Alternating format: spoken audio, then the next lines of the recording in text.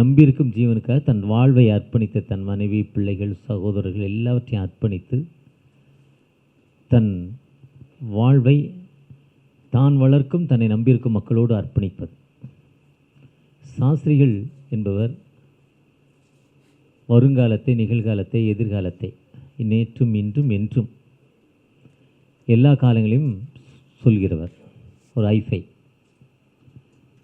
அதே நேரத்தில் ஒரு பின்தங்கின இடத்துல எந்தவித அடிப்படை வசதி இல்லாமல் 2 மாடு வச்சு அந்த மாட்டில் பால் கறந்து விற்கிறவங்க வீட்டில் போய் இயேசு பிறக்கிறார். அது அவங்களுக்கு பெருமை.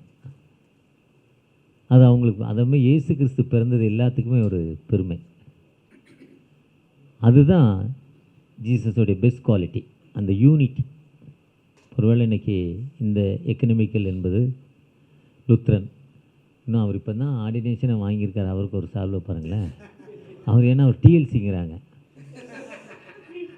அவர் அறியாத பெருமை. இப்போ டிஎல்சிக்காரங்கிட்ட எத்தனை கோயில் கட்டிங்கன்னா கட்டியிருக்க மாட்டான். இல்லை பெண்டிகாசில் கேளுங்க, எத்தனை கோயில் கட்டியிருப்பாங்க.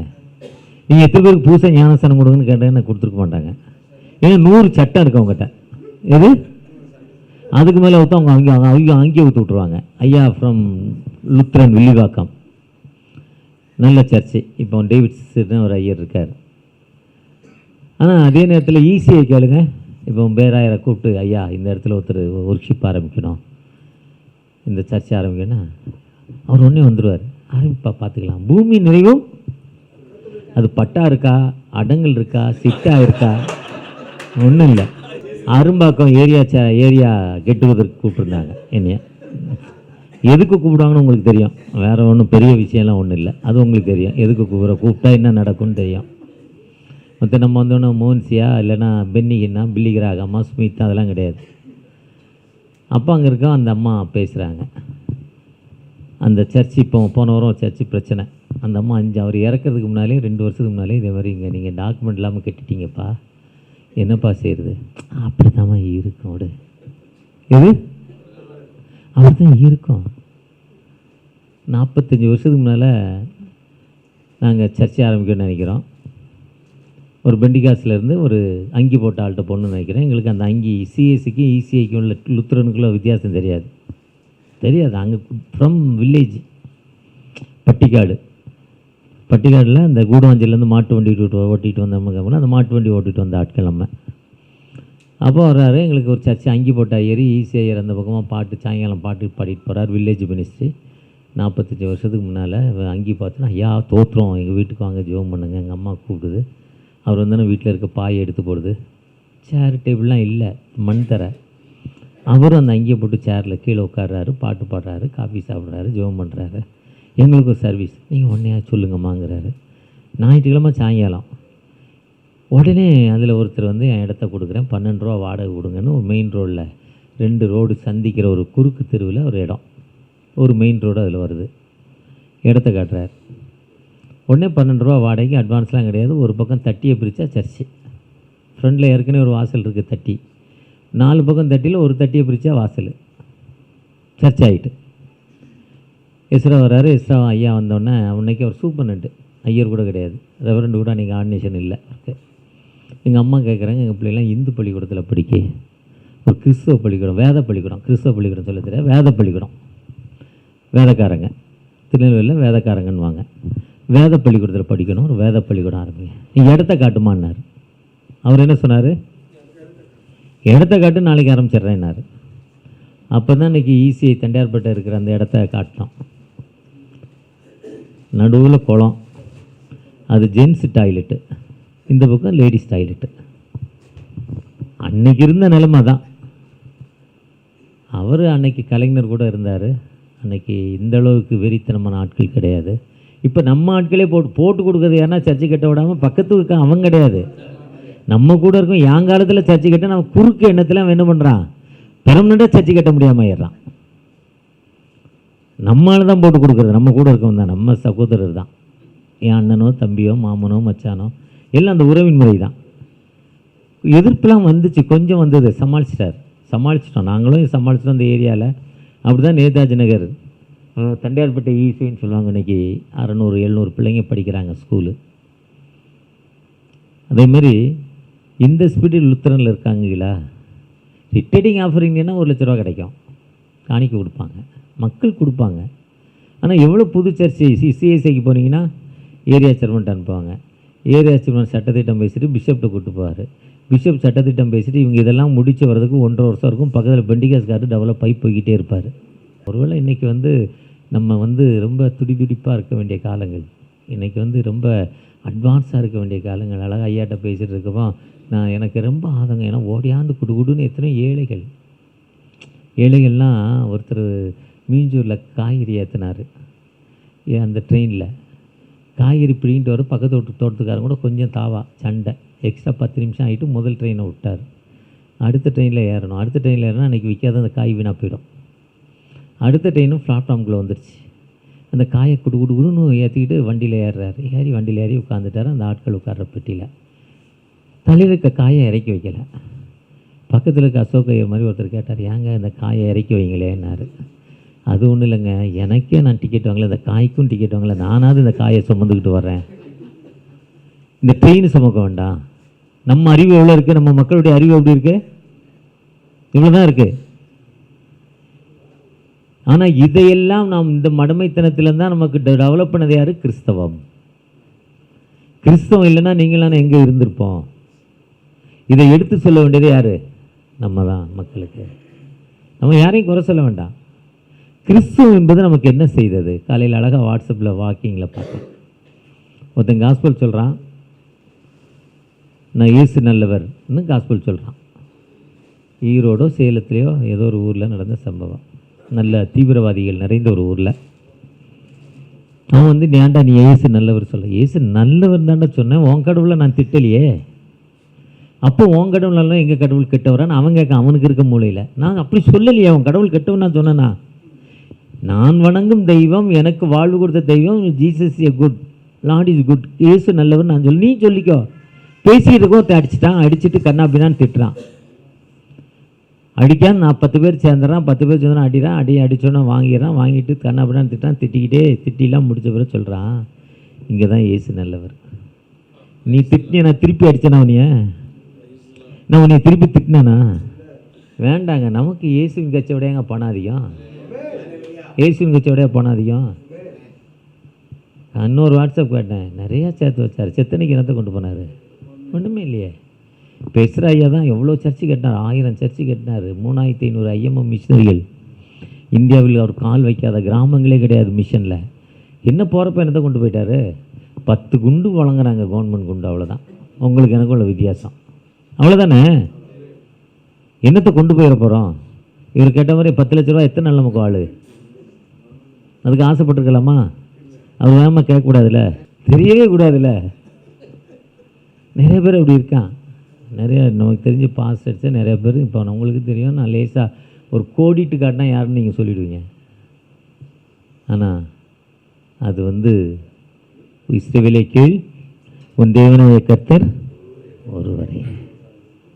எரிச்சல் உள்ள தேவனாக இருக்கிறார். யார் அவர்? அந்நிய தெய்வங்கள் அந்நிய சொருபங்களை வணங்குறப்ப எரிச்சல் உள்ளவர். அதுதான் அவர் தூக்கி அந்த கற்பலகையை போட்டோன்னு 3500 பேரோ எவ்வளோ பேர் சாவுறான் கோபத்தில். அவர் நீ வணங்குறான்னு அவர் கோபத்தில் தூக்கி போடுறாரு. ஆனால் அந்த கற்பலையை போட்டதில் 4000 பேர் 3000 பேர் சாக முடியுமா? ஒரு அணுகுண்டு போட்ட மாதிரி. அப்போ அந்த அணுகுண்டா அதை மாற்றினது யார்? அவர் தானங்க மாற்றினார் அணுகுண்டா. அவர் இல்லாமல் மாறி இருக்குமா அந்த அணுகுண்டா? அப்போ நம்ம மனசில் என்ன வந்துடக்கூடாது? இன்றைக்கி இல்லை, என்னைக்காவது தருவார். என்னைக்காவது என்ன பண்ணுவார்? நெடுங்காலமாய் காத்திருப்பது விரும்பினது வரும்போதோ கர்த்தருக்கு காத்திருக்கிறவர்கள் புது பலன் அடைந்து. கர்த்தருக்கு காத்திரு, திடமனதாயிரு. சங்கீதம் 27:14. கர்த்தருக்கு காத்திரு. யாருக்கு வெயிட் பண்ணணும்? கடவுளுக்காக நம்ம காத்திருக்கிறப்போ திடமனதாக இருப்போம். நம்ம ஆண்டவருக்காக காத்திருக்கிற மக்களாய் காணப்படுகிறோமா?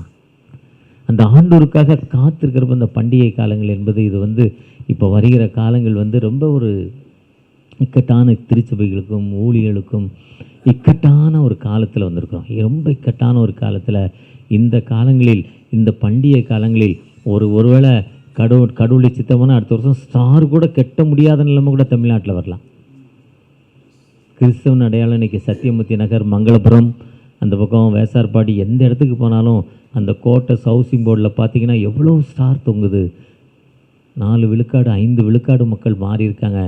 பாஸ்டர்ஸோட எண்ணிக்கை அதிகமாக இருக்குது, திருச்சபையோட எண்ணிக்கை அதிகமாக இருக்குது, திருச்சபையோட எண்ணிக்கையும் அதிகமாக இருக்குது, பாஸ்டர்ஸோட எண்ணிக்கை அதிகமாக இருக்குது. ஆனால் வருகிற காலங்களில் அப்படி அந்த ஸ்டார் கூட கெட்ட முடியாத நிலைமையில் இருக்கலாம். அதுதான் கடந்த நாட்களில் நாகர்கோயிலில் நான் ஃபேஸ்புக்கில் நேற்று பார்த்தேன்.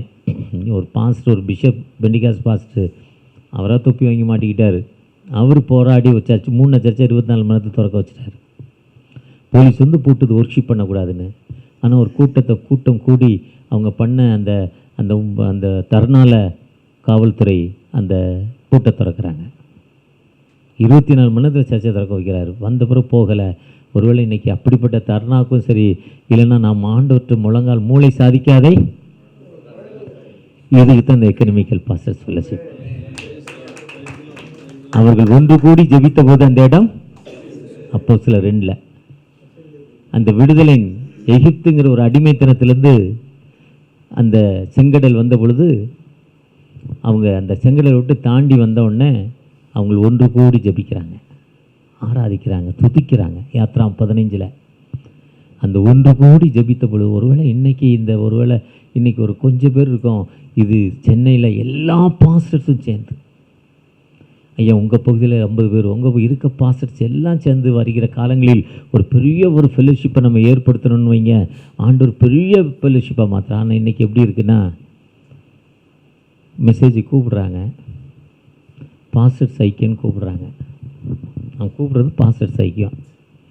இன்னும் கொஞ்ச நாள் கழிச்சு அதில் இருக்கிற ஒருத்தர் அவரும் பாஸ்டர்ஸ் ஐக்கியம் ஆரம்பிக்கிறார்.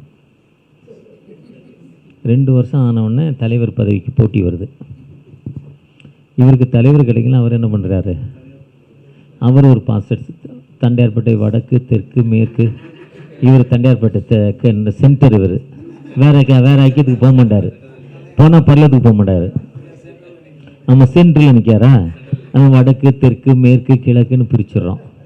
எதுக்குடா பாஸ்டர்ஸ் ஃபெல்லோஷிப்னா, திருச்சபையில் 4 பேர் தான் இருக்கான்.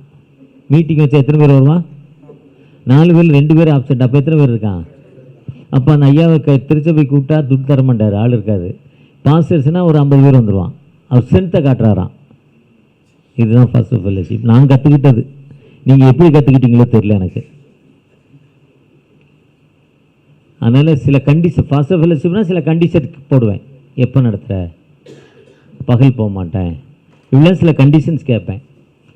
ஆனால் நாம் ஒன்று கூடி ஜெபிக்கிறோன்னா அது உண்மையான ஒரு ஜெபமாய் மாற வேண்டும். அதுதான் அசோக் ஐயட்ட உங்கள் எக்கனாமிக்கல். எப்போ ஏன்னா எனக்கு இது பிடிச்ச ஐக்கியம். இன்றைக்கி இந்தியாவுக்கு தேவை என்னது, இந்திய இருக்கிற மக்கள் நீங்கள் கடைசி எலெக்ஷனில் நீங்கள் ஜெபிச்சதால் தான் இவ்வளோ பெரிய எழுப்புதல். பாஸ்டர்ஸ் வட சென்னையிலையும் சரி, எல்லா இடங்களையும் மக்கள் ஒன்று கூடி ஜெபிக்க ஆரம்பிச்சிட்டாங்க. பெரிய அலை. ஆனால் அவன் லஞ்சம் வாங்குறானா, இவன் லஞ்சம் வாங்கினா, லஞ்சம் வாங்காதவனே நாட்டில் இல்லை. அதுக்காக லஞ்சம் வாங்காதவன் ஏதாவது இருக்கானா? இப்போவே அவர் கல்யாணத்துக்கு பேன்ஸ் சர்டிஃபிகேட் கூட 5000 ரூபா கேட்குறாரு. அவர் இல்லை, ஒருத்தர் கையை காட்டிட்டேன்.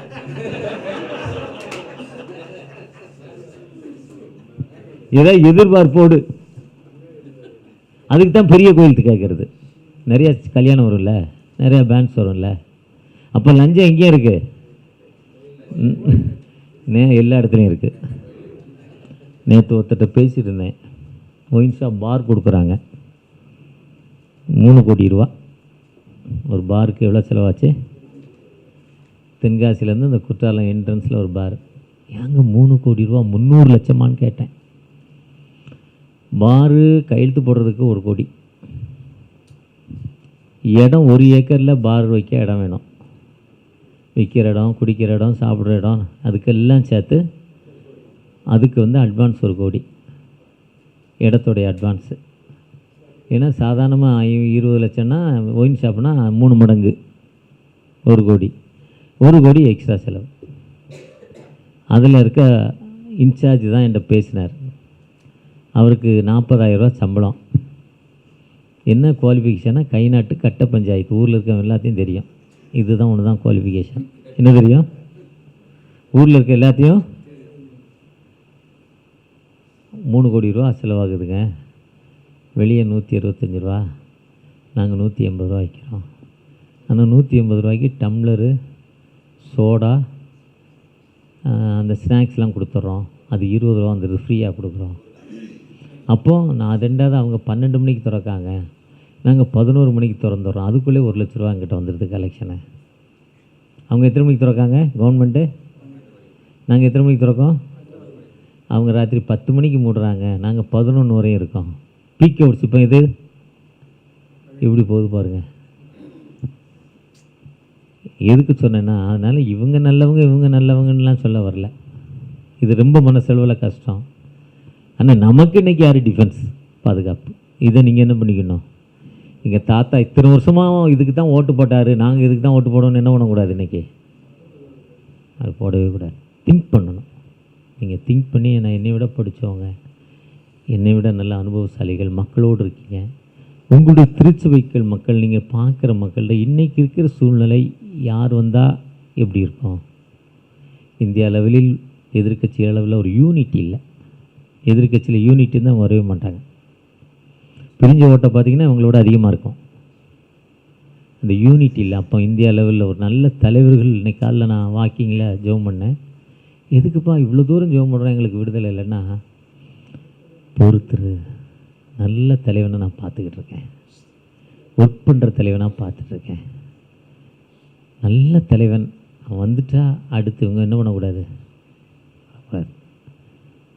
அப்படிப்பட்ட தலைவன் நான் எதிர்பார்க்குறேன்னு என்னங்க மனசு பேசிச்சு. நான் ஆவியானவர் பேச நான் சொல்ல வரல.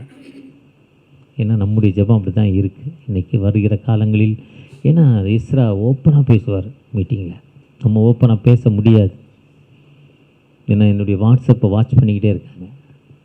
இருந்தாலும் இன்றைக்கி இந்த எக்கனாமிக்கல் கேரல் சர்வீஸ்க்கு வந்திருக்கிற நீங்கள் நானும் வருகிற நாட்கள் அதிக நாட்கள் இல்லை, 120 நாட்கள் 130 நாட்களில் நம்ம முடிவு பண்ணிடணும். 120 130 நாட்கள் முடிவு என்பது ரொம்ப பக்கத்தில் இருக்குது.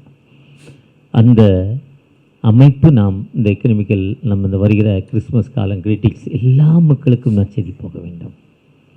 மற்ற 24 படித்தீங்கன்னா அக்கிரமம் அதிகமாகிடுச்சு, ஒருத்தனை ஏமாத்துகிற காலம் அதிகமாகிடுச்சு. ஆனால் எங்கே நற்செய்தி முடிவு போடுதோ, நற்செய்தி சொல்லப்பட்டுட்டா என்ன ஆயிடுச்சு? முடிஞ்சு போச்சு கதை. மற்ற 24:12 மற்ற 24 தான் நேற்று நான் வாசித்தேன்.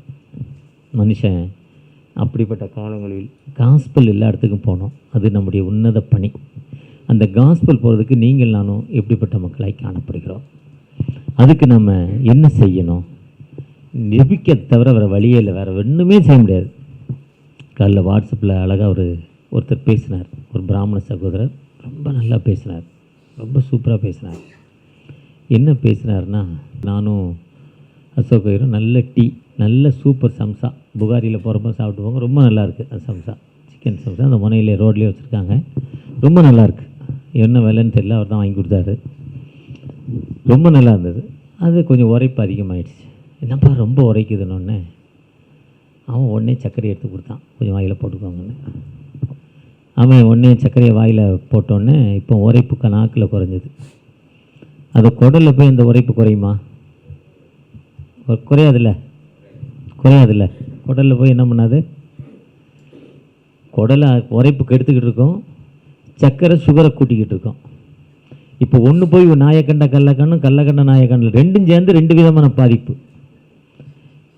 இதுதான் அவர் என்ன சொல்கிறாரு, தப்பு பண்ணிவிட்டு கொஞ்சம் புண்ணியம் பண்ணோன்னா பரலோகத்துக்கு போயிடலான்னு நினைக்கிறோம். ஒரு கிறிஸ்தவர் பேசலை, ஒரு பிராமண சகோதரர், நல்ல பேச்சாளர், பேர் தெரியல, நல்லா பேசுவார், துண்டு போட்டிருப்பார் கழுத்தில் சுற்றி, அவருடைய ட்ரேட் அது. அதனால் பாவத்தை செஞ்சுட்டு தப்பை பண்ணிவிட்டு நீ ஒரு புண்ணியம் ஒரு 2 பேருக்கு உதவி பண்ணணும் பரலோகத்துக்கு போயிடலாம் நினைக்காத. இல்லை புண்ணியம் பண்ணிட்டு இப்படிலாம் நீ பண்ணாத, இதெல்லாம் தவறு. அதை நான் இங்கே வந்து திங்க் பண்ணுறப்போ எசேக்கியேல் 18ஆம் அதிகாரத்தில் 20ஆம் வசனத்தில், பாவம் செய்கிற ஆத்மா புளியங்காத்துன்னா புளிப்பை தான் இருக்கும். ரொம்ப தெளிவாக அந்த இடத்துல உட்காந்து பார்க்குறப்ப எனக்கு அந்த வசனம் எனக்கு ஞாபகம் வந்து எசேக்கியேல் 18:20. ஒருவேளை நாம் நாம் எப்படிப்பட்ட மக்களாய் காணப்படுகிறோம்? நாம் நல்லது பண்ணுறோமா, கெட்டது பண்ணுறோமா? விக்டோரியா மகாராணி தான் இந்த உலகத்திலே பெரிய ஆட்சியாளராம். 1700 1900 வரை. அதுக்கப்புறம் அமெரிக்க அரசு வந்துடுது. உலகத்தில் வல்லரசு அமெரிக்கா வந்துடுது. அதுக்கு முன்னால் இங்கிலாண்டு 1000 நமக்கு கிழக்கிந்திய கம்பெனி வந்த காலங்களிலிருந்து. அந்த அம்மா அந்த அம்மா உலகத்திலே பெரிய லெவலில் அவங்களுடைய ஆட்சி தான் இருந்துச்சு. அதுக்கு காரணம் அந்த அம்மா என்ன சொல்கிறாங்கன்னா, அவங்கள பற்றி சொல்கிறப்போ அந்த அம்மாவுக்கு இதே மாதிரி ஒரு சேப்பல் பெரிய கத்தீட்ரலில் அந்த அம்மாவுடைய கான்ஸ்கிரேஷன் விக்டோரியா மகாராணியாக, இங்கிலாந்துடைய மகாராணியாக அபிஷேகம் பண்ணுறாங்க. மகாராணியாக அபிஷேகம் பண்ணுறப்போ அவங்க தலையில் தொப்பி வைக்காங்க. அந்த தொப்பி வச்சோன்னா அந்த அம்மா வச்ச ஸ்பீடு, இந்த மாதிரி ஆல்ட்ருக்குள்ளே பிஷப்ஸு குருவானவர்கள் இருக்காங்க. வெளியே அந்த அம்மாவுக்கு சேர் போட்டு, அந்த அம்மா ஆடியன் பர்சனில் இல்லை வெளியே பெரிய சேர் போட்டு உட்கார வச்சு தொப்பி வைக்காங்க. தொப்பி வச்ச ஸ்பீடில் அந்த அம்மா எடுத்து கீழே வச்சிருச்சான். எதுக்கு கீழே வச்சாங்கன்னு எல்லாரும் ஆச்சரியமாகி அந்த அம்மாட்ட வைக்காத சொல்லிச்சான். இங்கே வானத்தையும் பூமியும் படைத்த ஆண்டவர் இருக்கிறாரு. அந்த ஆண்டவர் இருக்கப்போ அவர் ஒருத்தர் தான் சிங்காசனம், அவர் தான் யூத ராஜசிங்கம். இந்த ஆலயத்துக்குள்ளே அவர் தான் உயர்ந்திருக்கணும். ஏன்னா கர்த்தர் உயர்ந்தவராக இருந்தாலும் தாழ்மையுள்ளவரை நோக்கி பார்க்கிறார். அவருடைய வஸ்திரத்தின் தொங்கல், ஏசாயா 6ஆம் அதிகாரத்தில் அவருடைய வஸ்திரத்தின் தொங்கல் இங்கே என்ன பண்ணியிருக்கு, நிறைந்திருக்கு.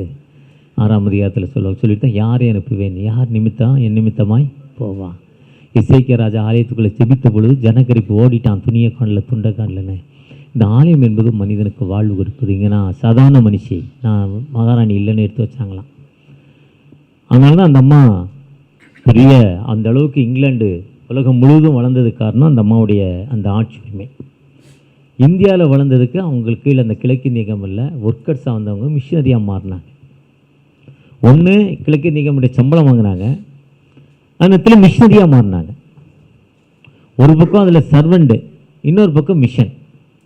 எங்கே அடிமை நடக்கோ, எங்கே நடக்கோ, எங்கே வேதை நடக்கோ அங்கே அந்த மக்களுக்கு விடுதலை கொடுத்தாங்க. அதுதான் நாம் அந்த அது என்ன ஸ்டேஷனு, விருதுநகரை தாண்டி கோயில்பட்டி தாண்டி திருநெல்வேலிக்கு ஒரு வழியில் லெஃப்டில் தூத்துக்குடிக்கு திரும்பும் ட்ரெயின். அந்த ஜங்ஷன் மணியாச்சியில் ஆஸ்துறை என்ன பண்ணுறாங்க, சுடுறாங்க. ஆஸ் கலெக்டர்னால் அந்த ஆட்சியாளர். இன்றைக்கி நம்முடைய முதல்வர், கவர்னர், நம்முடைய ஜனாதிபதி, நம்முடைய பிரதமருக்கு என்ன மரியாதையோ அதே மரியாதை கவர்னர். அவர் அந்த மரியாதைக்குரிய அந்த கவர்னர் என்ன பண்ணுறாரு, சுடப்படுகிறார் ஒரு மனிதனால். நம்ம ஹிஸ்ட்ரி என்ன சொல்லுது, வாஞ்சிநாதன் ஒரு சுதந்திர போராட்ட தியாகி, எங்கள் நாட்டை காப்பதற்காக சுட்டார் என்ன சொல்லிட்டோம் ஹிஸ்ட்ரியில். இன்றைக்கி இந்த ஹிஸ்ட்ரி இதில் சிபிஎஸ்சி புக்கில் இல்லை. அந்த ஹிஸ்ட்ரி கூட தோண்டி வாங்கிறதுக்கு அதையும் மறைச்சிட்டாங்க. இன்றைக்கி லேட்டஸ்ட் டெக்னாலஜி அது. எதுக்கு அங்கே ஒரு அம்மா, அந்த மணியாச்சி ஊருக்குள்ளே ஒரு கிராமத்தில் ஒரு அம்மா, ஒரு பின்தங்கின ஒரு பெண் பிரசவ வேதனைக்காக கஷ்டப்படுது, உதவி செய்ய முடியாது. இவர் தன்னுடைய கலெக்டர் சேரட்டில் அந்த அம்மா தூக்கி அந்த ஹாஸ்பிட்டலில் போடுறாரு. மத்தேயு 10ஆம் அதிகாரம் நல்ல சமாரியனை போல் அதே ஆக்டிவிட்டிஸ் அதை அப்படி மனசில் கொண்டு வந்திருக்கேன். திரும்ப பார்த்தா அந்த அம்மா இறந்துருச்சு. அந்த அம்மா இறந்த பிறகு அந்த பாடி அந்த ஊருக்குள்ளே கொண்டு போக முடியாது. செத்தவன் ஒரு பின்தங்கின இனத்தை சேர்ந்த காலனியில் இருக்கனுடைய பாடி அந்த ஊருக்குள்ளே கொண்டு போக மாட்டான் உயர்ந்த ஜாதிக்கார. இந்த தன்னுடைய துப்பாக்கி தன்னுடைய ஆட்சி உரிமை பற்றி அந்த பாடி அந்த ஊருக்குள்ளே கொண்டு போயிட்டு திரும்ப அதே பாடியை ஊர்வலமாக கொண்டு போகிறார். இந்த உயர்ந்த ஜாதிக்காரன் பார்த்துட்டு என்ன பண்ணுறான், எங்களுக்கு விரோதமாக போறியன்னா அவரை சுட்டான். இப்போ யார் உண்மையான சுதந்திர போராட்ட தியாகி, சுட்டவனா செத்தவனா? இதுதான் இந்திய தன்னுடைய வாழ்வை அர்ப்பணித்தா. இதுதான் வந்த மிஷினரிகள் ஆட்சியை மட்டும் பார்க்கல, அடிமைப்பட்ட கடந்த நமக்கு வாழ்வளித்தார். மிஷினரிகள் வரலன்னு நீங்களாம் எங்கே இருக்கணும், செருப்பு தைச்சிருக்கணும், தோல் தைச்சிருக்கணும், பாத்ரூம் கழுவி இருக்கணும், வெளியே வந்திருக்க முடியாது. நமக்கு வாழ்வு கொடுத்தது யார், கிறிஸ்தவம். ஜீசஸ்ங்கிறவர், அவர் மூலம் அந்த இங்கிலாந்து கிழக்கிந்திய கம்பெனி மூலம் அந்த மிஷினரிகள் இன்னைக்கு காஸ்பல் சொல்லனா நீங்கள் அன்னைக்கு வாழ்வு பெற்றிருக்க முடியாது. இதுதான் உண்மை. அவன் காஸ்பல் சொல்லி நீ வரலையா, வா உனக்கு விடுதலை தரேன், அந்த லஞ்சத்தாக்கணும். அதை எவன் மாறினானா அந்த எந்த குடும்பம் கிறிஸ்தவம் மாறிச்சு அந்த குடும்பம் வாழ்வு பெற்றுச்சு. 7000 மனையில் ஒரு நடந்த சம்பவம். 2 குடும்பத்துக்கு ரொம்ப ஷார்ட்டாக சொல்கிறேன், டைம் இல்லை. அந்த 2 குடும்பத்துக்கு சண்டை, 2 பிள்ளைங்க சண்டை போடுறான். அப்பா வராரு, ஒருத்தன் மகனும் அப்பா வயத்தை கிழிக்காரு, குடல் கீழே கொட்டி போச்சு. இப்போ குடும்ப சண்டை ஆகிடுச்சு. குடும்ப சண்டை ஆனோன்னு போலீஸ் தேடுது. இது கலெக்டர் இப்போ திருநெல்வேலியில் தான் அந்த கலெக்டர் அந்த குடும்பத்தை அரெஸ்ட் பண்ண சொல்கிறாங்க. கொலை பண்ணவனுடைய குடும்பத்தை. அவர் காட்டுக்குள்ளே போய் ஒழிஞ்சிக்கிறாரு. அங்கே அந்த மலைகள் சுற்றி அந்த ராஜபாளையம், ஸ்ரீவில்லிபுத்தூர், அந்த மேற்கு தொடர்ச்சி மலை, குற்றாலம் மலை. அப்போ வாழ முடியல. அப்போ வாரதுக்கு வழி என்னென்னா அவங்க ஒரு லாயர்கிட்ட போகிறாங்க. வெள்ளதுரை, அதாவது ஒயிட்ஸுங்கிற ஒரு லாயர்கிட்ட திருநெல்வேலிக்கு போகிறாங்க. அவர்கிட்ட போனோன்னே எங்களுக்கு எதாவது அம்மா கொலை பண்ணிட்டாருமா, ஜெயிலுக்கு தான் போகணும், 45 வருஷம் தூக்கு தண்டனை கூட நடக்கும்னு சொல்கிறார் வெள்ளக்கார ஆட்சியில். ஒரே மாற்று வழி, நீங்கள் கிறிஸ்தவத்துக்கு போயிருக்கேன் தப்பிச்சிக்கலாங்கிறார். என்ன சொல்கிறாரு? இவங்க நடந்த சம்பவம். கிறிஸ்துக்கு போனாலே கேஸே ஒன்றும் இல்லாமல் ஆக்கிட்டாங்க. இப்படித்தான் கிறிஸ்டினா மாற்றினாங்க. அதே ஆள் என்ன பண்ணுறாரு? ஊருக்கு கிழக்க சர்ச்சு காலனியில். இது ஜஸ்ட்டு கொஞ்சம் மேலே, அவ்வளோதான், ஒன்றும் இல்லை. அது அந்த தமிழ் இந்து சமுதாயத்தின்படி ஜஸ்ட்டு மேலே இல்லை, பிராமணர் கூட இல்லை, ஜஸ்ட் சத்திரியர். அவங்க காலனிக்கு போயிட்டாங்க, கீழே முட்டுக்கு கீழே. கேவலமாக பேசுகிறாங்க. கேவலமாக பேசணும். அந்த அம்மா என்ன பண்ணுது? கழுத்தில் இருக்க நகையை இப்படி கை வைக்க தான் 200 சவரம் போட்டுதான், 200 சவரம் இப்படி கை வச்சு தான் அவுத்துச்சுன்னு சொல்லலை. அதை சரித்திரத்தை என்கிட்ட சொன்னவர் கை வச்சு இப்படி அத்துச்சான். வீட்டுக்கார்ட்ட கொடுத்து சர்ச்சு கட்டிட்டு வீட்டுக்கு வாங்கிட்டாங்களாம். 7000 மனையில் இன்றைக்கி சிஐசி சர்ச்சோடைய ஹிஸ்ட்ரி இது, உண்மையான ஹிஸ்ட்ரி. அங்கே தான் ராக்லண்டு பணி செய்தார்.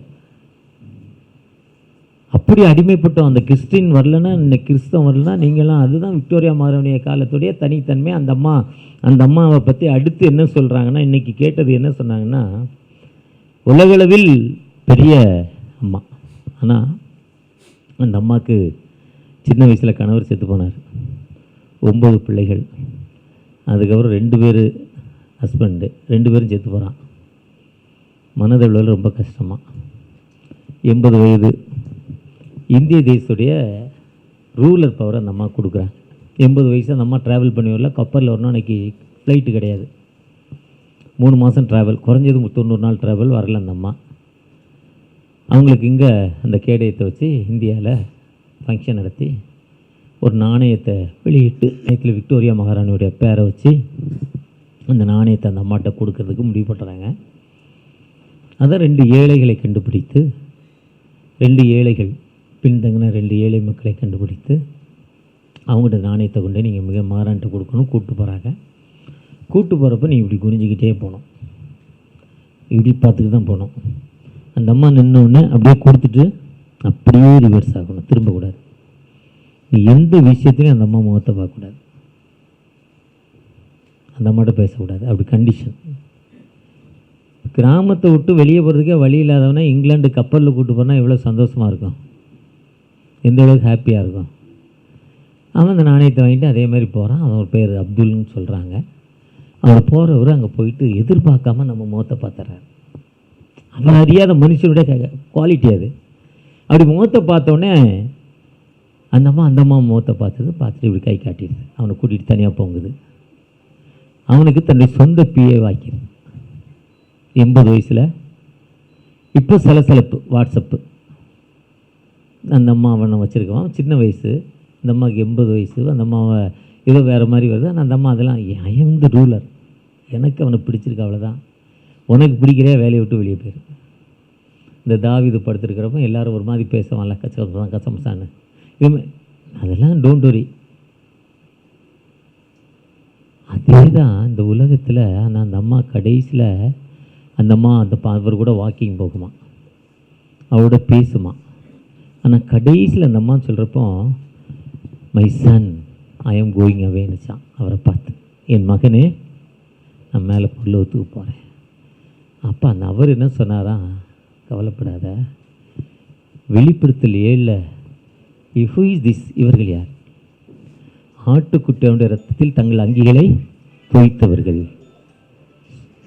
இனி இங்கே என்ன இல்லை, no thirsty no hungry, no sunlight, no moonlight.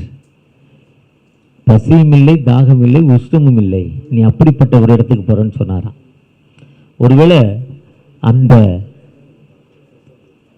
ராஜா தன் வாழ்வை அதே தான் உலகத்தில் நம்ம மற்றவங்களை பற்றி கவலைப்படாமல் ஆண்டவருக்காக நம்முடைய உன்னத பணியை நாம் எத்தனை பேருக்கு செய்கிறோம். இந்த விக்டோரியா மகாராணி அப்படி தன்னை தாழ்த்தி ஒப்பு கொடுத்ததால் தன்னுடைய அமைதி இல்லாத காலங்களில் அமைதிக்காக ஒரு மனிதன், ஏழை மகன், பின்தங்கின மகனை கண்டுபிடித்து அந்த மனிதனுக்கு வாழ்வு கொடுத்தாங்க. உலகத்தை பற்றி கவலைப்படலை. இதை சொல்லிவிட்டு எப்படி அந்த கதையை முடிக்கிறாருன்னா, எந்த சம்பவத்தை எப்படி முடிக்கிறாருன்னா, ஒரு ராஜா ரொம்ப சந்தோஷமாக இருந்து ரொம்ப கவலையாக இருக்கிறாரு. ஒரு பிஷப்னே வச்சுக்கோங்களேன், ரொம்ப கவலையாக இருக்கிறாரு. அப்போ அவருடைய சாப்ளின் இல்லைனா சோக்கையர் மாதிரி இல்லைனா அவருக்கு பிஷப் நினச்சதை செய்வாங்க. அப்படி நினச்சோம், பிஷப் தண்ணியா, பிஷப் நீரா கொடுப்பாங்க. நீங்கள் எத்தனை பேர் இந்த மெயின்லைன் சர்ச்சில் பார்த்தீங்கன்னா அப்படிலாம் பிஷப் கொடுப்பாங்க. ஆனால் பிஷப் போட்டு எப்போ போகிறான்னா அப்போ முதல்ல உதைக்கிறான் அவன் தான், ஓரமாக இருக்கிறவன் செய்ய மாட்டான்.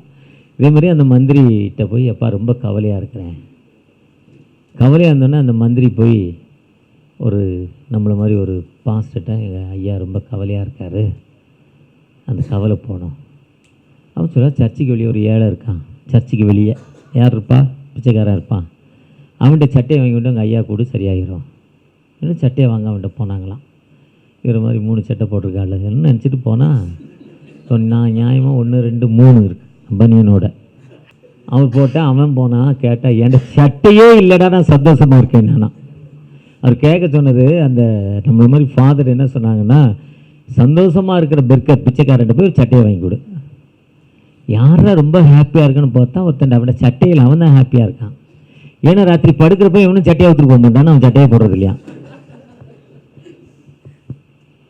அப்போ இந்த காலங்களில் நாம் ஒன்றுக்கும் கவலைப்படாமல் தோற்றுக்கூடிய ஜபத்தினாலும் விண்ணப்பத்தினாலும் அவருக்கு தெரியப்படுத்தி அவருக்காக தம் வாழ்வை அர்ப்பணிக்கிறப்ப நமக்கு கவலை என்னென்னா, நாங்களும் பிஹெச்டி முடிச்சிட்டோம், அவரும் பிஹெச்டி முடிச்சிட்டாரு, அவர் கவர்மெண்ட் காலேஜில் 2.25 லட்ச ரூபா சம்பளம், எனக்கு எங்கள் டைஸில் 35,000 ரூபா சம்பளம். இப்போ நம்ம கவலை தானே. அங்கே டிடிஎஸில் வேலை செய்கிறோம், பைபிள் காலேஜில் பிஹெச்டி முடித்த பிறகு எவ்வளோ சம்பளம், 22,000 ரூபா, அதுக்கு மேலே கொடுக்க முடியாது. அதே பிஹெச்டி முடித்தோன்னு கவர்மெண்ட்டில் 2.25 லட்ச ரூபா சம்பளம். என்னங்க நியாயம்? நம்ம என்ன பண்ணக்கூடாது? கேட்கக்கூடாது, முடியாது, கேட்கக்கூடாது. ஏன்னா ஒத்துக்கிட்டு தானே அங்கே போட வந்தோம். இல்லை வாத்தியார் வேலைக்கு போயிருக்கலாம், இல்லை அவர் மாதிரி சர்வெண்ட் ஆகி ரயில்வேயில் சர்வெண்ட் ஆகி யூனியனில் பெரிய ஆள் ஆகி அவர் வேலைக்கே போகாமல் சம்பளம் வருது. அவருக்கு ராஜ மரியாதை, ராஜ மரியாதை. அவர் போனால் அந்த ஸ்டேஷனை அலரும். சதன் ரயில்வேயில் அவருடைய பெயர் வந்து அந்த எம்டி போனாவோட அமைச்சர் போன மாதிரி அவர். ஏன்னா அவர் யூனியனுடைய லீடர். அவருக்கு குரல் கொடுத்து அத்தனை பேர் என்ன செய்ய மாட்டான், ட்ரெயின் அந்த இடத்த விட்டு என்ன போகாது. அப்போ அவருடைய உழைப்பில் அவர் முன்னேறி இருக்கிறார். அவருடைய உழைப்பு, முயற்சி, அடிப்பட்ட நேரத்தில் ஒரு ஏழைக்கு அவர் நிச்சயமாக குரல் கொடுத்திருப்பார். அவருடைய பேக்ரவுண்ட் சாட்சியை கேட்டால் அது இருக்கும் நிச்சயமாக. தன் வாழ்வை பிறருக்கு அர்ப்பணித்திருப்பார் பல நிலையில், பல இடங்களில். அதெல்லாம் ஆண்டவரை ஆனர் பண்ணியிருக்கிறார். அப்போ நம்ம இந்த அவர் நம்முடைக்கும் அவருக்கும் நோ டிஃப்ரெண்ட்டு. என்ன சற்று அவருக்கு சேலரி அதிகம், நமக்கு கம்மி, அவ்வளோதான். ஆனால் நம்ம என்ன பண்ணக்கூடாது? ஆனால் சமூகத்தில் மரியாதை, நம்ம வீட்டு கல்யாண வீட்டில் போனால் அவருக்கு மரியாதையா, நமக்கு மரியாதையா? ரயில்வே ஸ்டேஷனில் அவருக்கு மரியாதைங்க. அந்த ஜிஎம் எழுந்து நின்று வணக்கம் சொல்லுவா, ஐயா வாங்க உட்காந்து, அவர் உட்காந்து பிறகு அவர் உட்காருவார். ஆனால் நம்ம எப்போ போனாலும் நமக்கு மரியாதை. காரணம் என்ன? ஆண்டோடைய வேலையை ஏழை மக்களுக்கு, பின்தங்கின மக்களுக்கு அர்ப்பணிக்கிறோம். அந்த பணியை நாம் தொடர்ச்சியாக ஒன்று கூடி செய்கிறப்ப எல்லா நிலையிலும் உயர்த்தும் ஆண்டவர். ஒரு விசை கூட மீண்டுமாய் உங்களை வாழ்த்துகிறேன். உங்களோடு நிற்பதில் ஆண்டவருக்கு நன்றி செலுத்துகிறேன். அழைத்த அருமையான ஊழியர்கள் அநேகர் இருக்கீங்க, உங்களை வாழ்த்துகிறேன். மீண்டுமாய் நாம் ஜெபத்தோடு வருகிற நாட்களில் ஆண்டோடைய பணியை செய்வோம். ஆண்டவர் நம்மளை உயர்த்துவாராக. God bless you. ஆமென். அறுவடை மிகுதியாலோ இல்லை, அன்பரின் கதறல்